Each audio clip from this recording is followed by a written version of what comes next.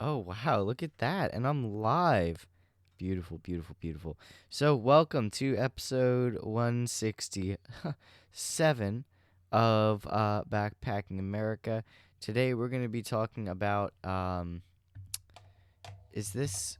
Oh, this is not labeled the correct. Hold on. This is not about a mere lock. Wait a minute. Did I make the wrong thing? Did I make a boo boo? Did I make a boo boo on the stream? Did I make a boo boo? We're about to find out. If it'll load, that'll be nice. No, okay, so that's my internet bugging out. Anyway, this is about the Sandy Hook and the Sandy Hook family's Remington settlement.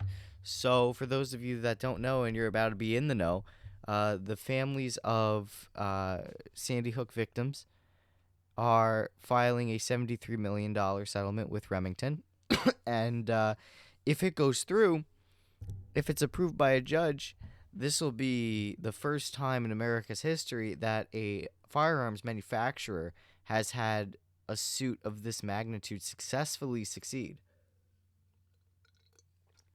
And don't get me wrong, like I'm, in a way, like I feel for them because I went to school during the Sandy Hook stuff. I remember I was in eighth grade when that happened, and no one really knew what was going on. I walked into my 10th grade geometry class with paintballs all over the walls, and our teacher told us they shot at them with paintballs to mimic how effective they would be able to minimize casualties with just classroom supplies. Um, I mean, at that point, just give them a gun. Uh, when I was in college, we had a incident where it was like someone called the police or something saying that the school was under attack by a shooter, that there was a plan to shoot up the school, and there was a false alarm, and everyone was freaked out. But honestly, I'm going to be real with you, like in that situation when we all thought it was real, you know, I was like, bro, like, I need a gun right now. I was hiding under a desk with a pair of scissors. Like, I'm not gonna lie, like, you know, I've been shooting since I was 10, and, so I'm not an idiot. To me, a gun is a tool, but to a lot of people, a gun is a scary thing that no one knows about. In this country, we have 125 guns per person in this country right now, but obviously they're not equitably distributed, and there's a hoarding problem. So how do we? And I'm very pro Second Amendment because I see that it's beyond something more than a murder weapon. So how do we balance? How do we find balance here? Because a lot of people are like, we need to abolish the Second Amendment. I mean, good luck with that.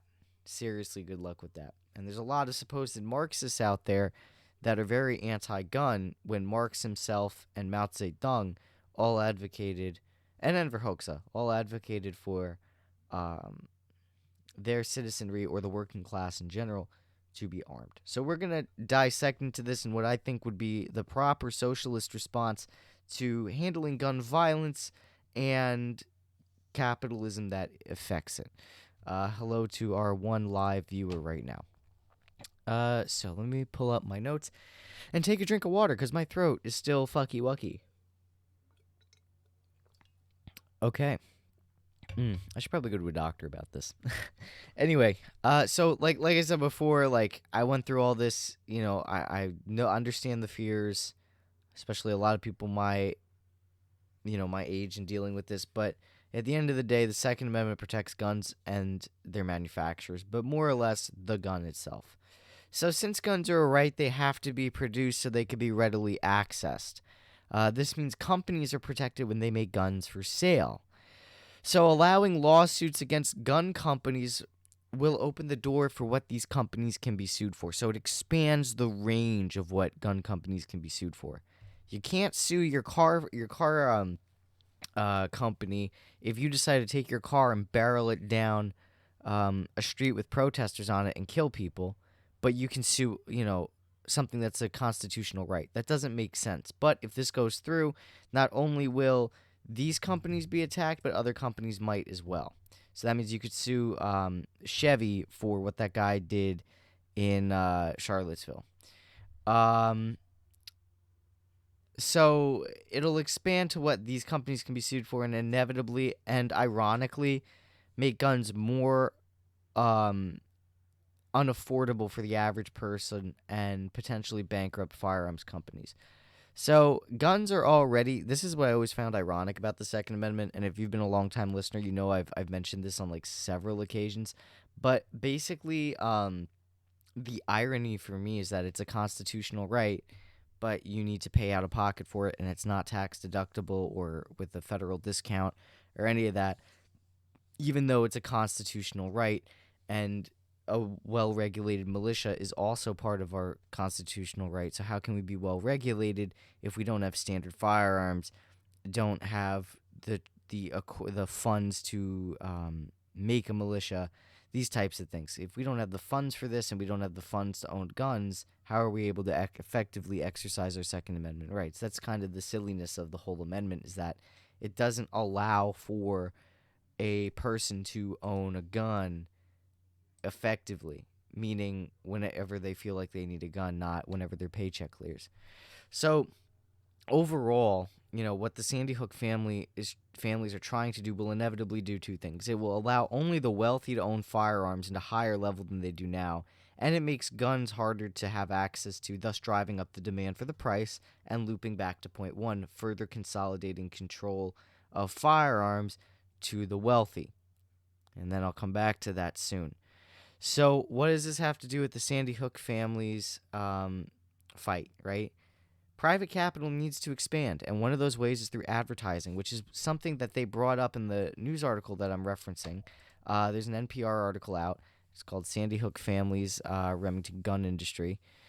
No, it's actually called Sandy Hook Families Hope the Remington Settlement Prompts Change in the Gun Industry. So essentially, they were citing that the advertisements focused on hypermasculinity and targeted loner types of people. Loners, people that just wanted to stay, like sociopaths, kind of like sad people with nothing better to do, lonely kids that don't feel like they're masculine. So buy a gun and you'll feel like a tough guy and you'll fit in. Like, that's sick. And I agree with them on that. It is sick. And one of the ways and that's their gimmick with the AR-15 and with other guns is, to sell that way. I've seen a lot of NRA ads, which, NRA, I'm not going to talk about the NRA. This is already a controversial episode enough. But advertising to make a gun look cool is never the right way. A gun is a tool, not a toy. If the manufacturing companies were owned by the government, so if they were collectively held in common by a workers' government, the ads would have to be for the public good and follow stringent guidelines and quality control measures. So kind of like the COVID vaccine commercials you see, kind of mimicking that, like very bland, not appealing, just giving you a message about firearms and why they're necessary in a socialist state. So this effectively changes the gun culture, right? It changes the gun culture from one of mindless consumption. So think of having a gun because it's cool, or just wanting a gun collection to flex how much money you have on your hobby, and thus restoring the old way of viewing guns, one of protection, providing, and defending the nation. So protecting your person, providing food for your family, and defending the nation as a whole and your community. So, it is true that, and that, before I move on, that is a hallmark of that old way of viewing guns in the United States, is a hallmark of what it used to be an American gun owner and guns in America. Is the same way as it is as a socialist society, as Marx had it, where the whole point is to defend your community, yourself, and provide for your family.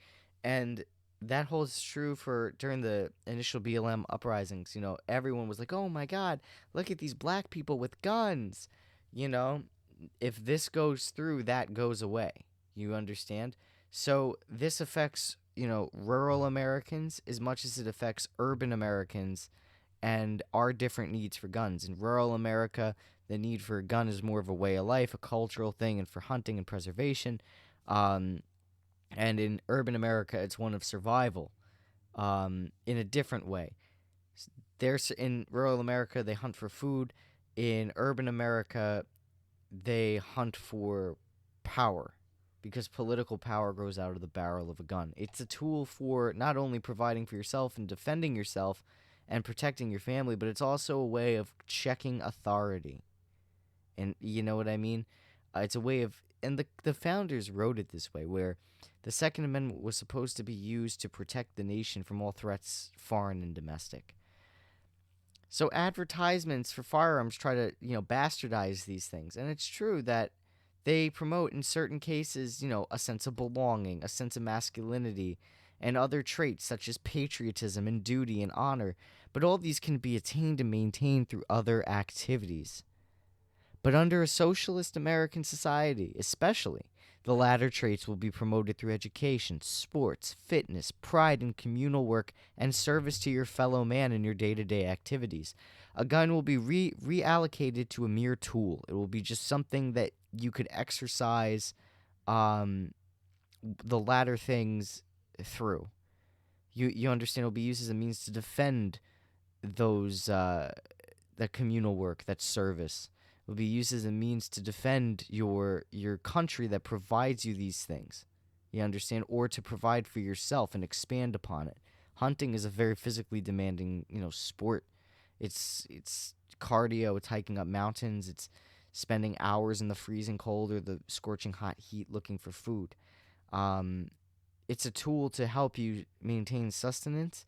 It's a tool that, for my later plans will help build community as well. So one of those things is government provided shooting programs.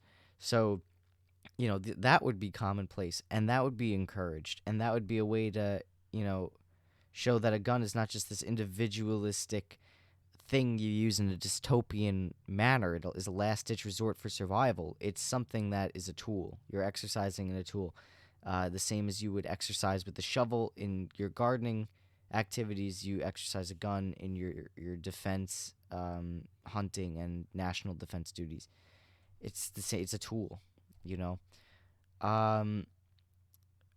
It's not a piece of decadence or gear you can amass. A gun will be able to be put in every hand because the gun will be taught to the citizenry. A firearm is ideally for self-defense, food provisions, and above all else, a tool for political power. So, a power that must be used to defend against all enemies, foreign and domestic. Karl Marx actually says this next quote: "Under no pretext should arms and ammunition be surrendered. Any attempt to disarm the workers must be frustrated by force if necessary." So that's for all you conservatives that listen and don't believe that communists like guns. It's progressives and liberals that don't like guns. And this kind of goes back to my first point, where where it does two things: allowing only the wealthy to own firearms and make guns harder to have access to.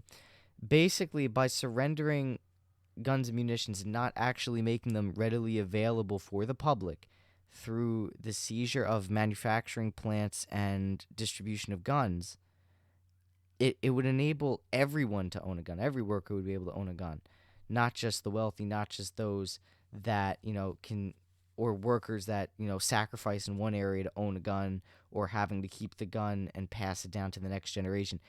These are things that would be eliminated or not necessarily needed because guns would be able to be put in every hand. And also because it would be one out of practicality and not out of overabundance, we wouldn't need to make so many guns anymore. We could actually ramp down gun production while still putting a rifle in every hand. You understand? So there would actually be, over time, less guns, just more people with guns. It wouldn't be where you'd have your crazy neighbor with 60 rifles and then your 120 neighbors without a rifle. You understand what I'm saying? So it would, equitably give out guns to all people, teach them how to use it, change the culture of guns to one that is sustainable and values safety, pride, and, elegance, teaching it as a form of art almost, the art of defense, the art of hunting, rather than look at this cool thing, here, take a gun and have fun. So how are we going to get to this, right? So first I want to focus on the Marxists' history with guns before I get into the next level, right? So both Marx and the founders had the same ideas. So we got to hold on to our guns as their tools of defense and allow equilibrium of power between the governed and governing. Mao Zedong said similar. He said political power grows out of the barrel of a gun. For workers in capitalist America and inevitably a socialist America, guns will stay. But how will they exist in a way that's safe and seemingly anti-chaotic? So we got to bring back rifle courses in schools. We got to teach kids guns are dangerous tools and how to properly handle them. That and having the counselors we have on staff, that's going to instill respect for the rifle and hygiene of the mind. Having these instructors in schools can also help identify troubled kids for evaluations. So if you this is obviously going to occur, slowly, right? If if these firearms instructors are noticing mental illness in these kids, with all the psychologists we have in schools and all the focus on mental health of kids these days, you know, you could just be like, "Hey, listen, kid, come with me," and then put them into therapy and see like why they're acting like that. That instructor would then have to write a report to that psychologist to then say, listen, this is what's good. This kid's acting crazy right now. Work on this kid. So obviously it's going to be like, yo, this kid can't be around guns, and that kid's already going to be pegged as the kid that is of danger. So it already isolates a suspected or potential school shooter before he even gets to that point. You understand? So it in a way, it keeps eyes on kids and makes sure that they're not dangerous before they become dangerous. What about at the adult level too? A lot of people will be like, okay, well, yeah, what about the kids? Yeah, but what about adults? There's shootings out all over the place. A lot of those shootings too at adult levels, removing the sociopathic ones, are mostly economic crimes.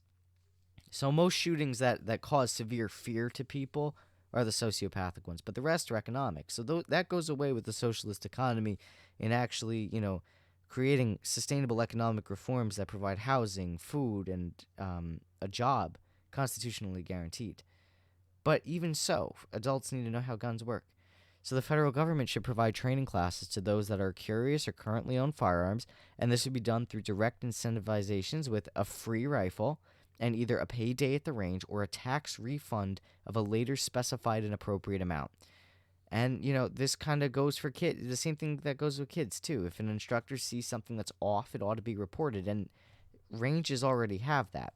If ranges see potential terrorist activity, they have to report it to national security. To the Department of Homeland Security.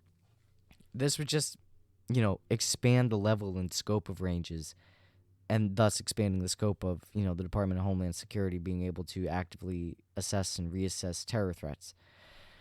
So, we're still going to have background checks too, and systems in place to report concerning behavior like we already do. But the goal should be to balance workers having access to guns and safety of the population. That's the whole goal of this. So by teaching kids, the severity of guns and how they're not something you play around with, these are real things. You treat this with responsibility. Real people can die using this, and instill that in their heads, while also being able to isolate potential students that may be mentally unsound. We can catch mental illnesses before they get into adulthood, and we may be able to isolate potential suspects for school shootings, and then focus resource on those kids to rehabilitate them and make them functioning members of society. So that's really awesome, and that's why I think we should have, these instructors in schools. And then for adults, we're able to put a gun in every hand.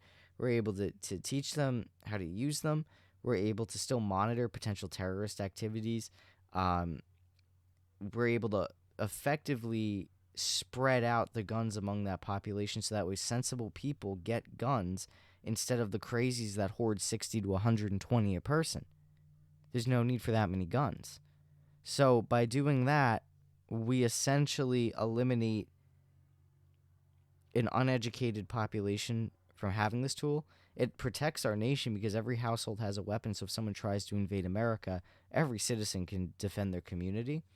And in a way, it balances power out You understand in our society between the government and the workers, it balances it. We all have, political power now because we have guns. And that's something that I think the original founding fathers would have wanted. And I think it's something that, the government should enact. If it really is dedicated to liberty, let the government make a reform to the Second Amendment where it adds in these provisions so that way we can protect our kids, educate our population, and successfully defend our country, as well as create mutual respect between the worker and the government.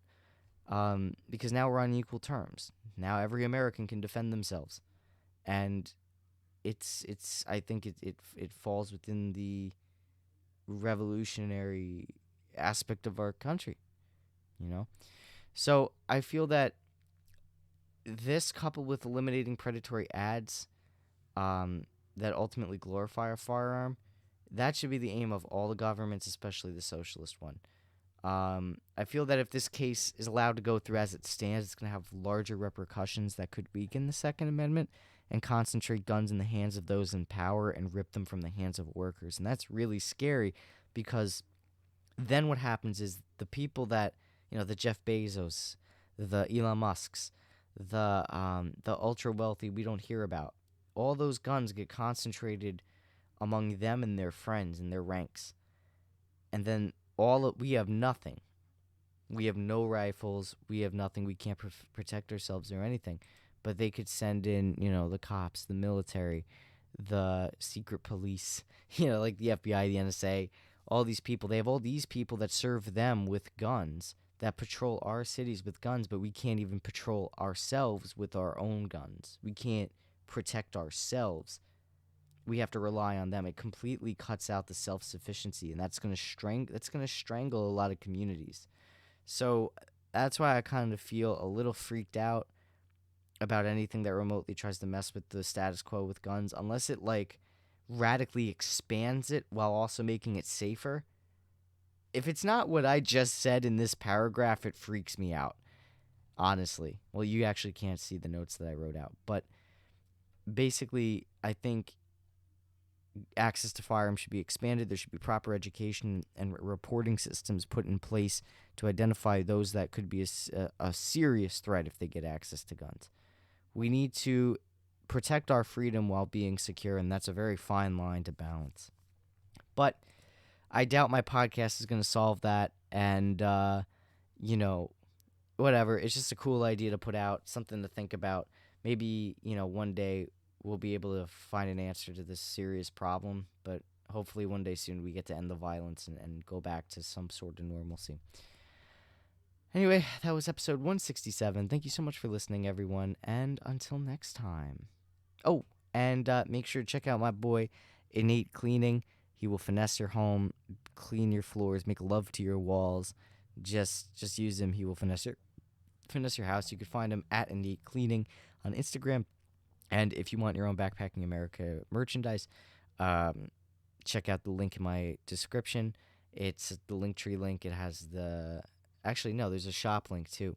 Either way, just click whatever says shop on it. You can get your hoodies, your mugs, your shirts, your coasters, your skateboards, your Backpacking America backpacks, everything, man. All right, now I'm out of here. Peace out.